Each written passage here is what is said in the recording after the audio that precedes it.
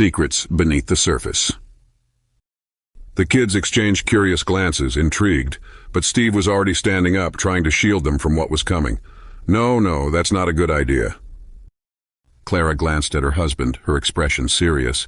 Steve, you have to stop them. They're pushing too far this time.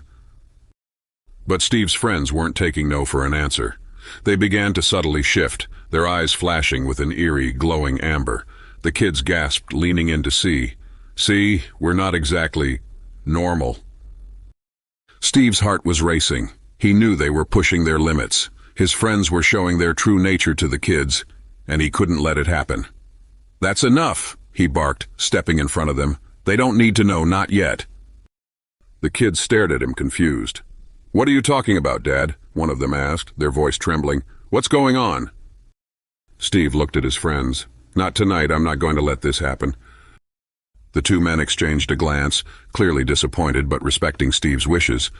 They backed away, the glow in their eyes slowly fading. The tension was thick, and the kids were left more confused than ever. Later that night, as the kids lay in bed, they whispered to each other, trying to piece together what had happened. Did you see their eyes? It was like they weren't even human. The second child nodded. Yeah, but Dad, why would he stop them? What's going on? Then, just as the last one drifted off to sleep, a strange feeling washed over them. The room felt oddly cold. They looked toward the window, where the full moon shone brightly. The faintest glimmer of light reflected off their own eyes, glowing just like their father's friends. And then it clicked. Maybe they already knew. The next morning, Steve stepped outside, his gaze lingering on the full moon. As the light bathed his face, a low growl rumbled deep within him. His transformation was coming. But this time, something was different.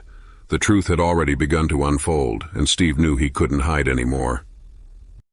Suddenly, the kids appeared at the door, their eyes locked on him, not with fear, but with an understanding that sent chills down his spine.